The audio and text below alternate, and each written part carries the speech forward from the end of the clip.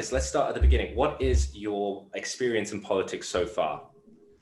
Great. So I got involved with the Labour Party in 2010, even though that was kind of my sort of formal getting involved in politics. I'd say I've spent a lot of my kind of teenage years and adulthood really caring about social justice and writing letters to sort of leaders, MPs, doing like work for homeless community where I lived growing up, and doing like loads and loads of youth work as well. In the meantime, I was having my second baby, and so sort of suddenly like, yeah, I want to do all this stuff, and then I was like, oh, I'm not really available again for all these like months of like breastfeeding and not much sleep. And then the 2014 election was kind of looming, and they were starting to select candidates in 2012. I think they were looking for candidates.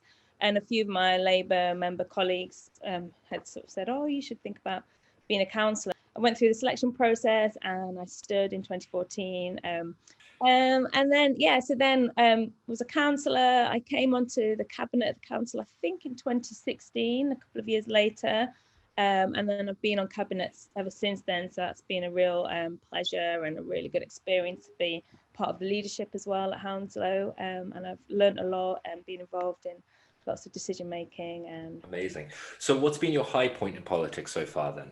And one of the things that I was really proud to be part of was I lead on adult social care and health at the moment. And one of the things that we were more and more aware of was demand was really increasing, and we were really wanting to make sure that we can place people who need care close to home, close to their families, in familiar environments, and something really high quality. We were having to rely on what was available sort of in the private sector, which can be really mixed. So we set about a big development actually in Feltham. I'm a councillor in Hanworth, but that is in sort of Feltham, the west side of the borough.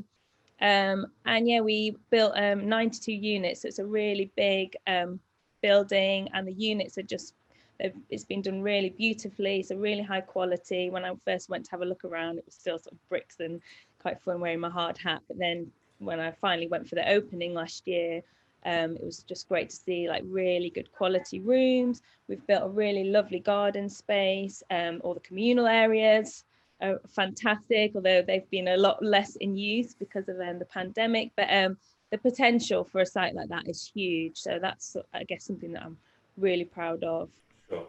And then for a slightly meaner question, what's been your biggest failure in politics so far, or in another way, your biggest learning point so far? So I think what's been really hard is joining, becoming a councillor in 2014, and being in a position where we lead the council as Labour, but I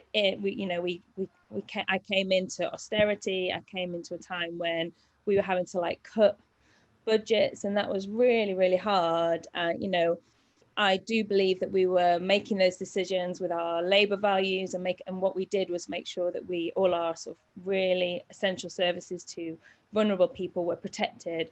But it was hard making decisions around cuts to things that were really valuable and like some of our more universal things that I would have loved to be able to keep, but we were literally cutting like tens of millions out of our budget each year. So nice, easy one. Why should voters vote for you? So I feel that people should vote for me because I've got a really good breadth of experience of the area.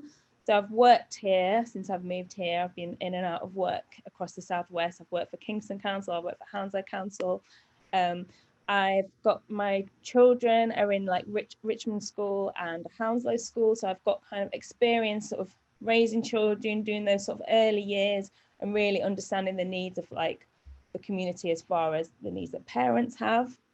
I've worked in a children's centre, but I've also been on the other side where I've been receiving services from children's centres and really understanding how vital those things are. And I've also seen the reduction to children's services. I've worked mostly in sort of children's public health, but I currently work in a youth offending service. A youth offending institute. So I work in a children's prison.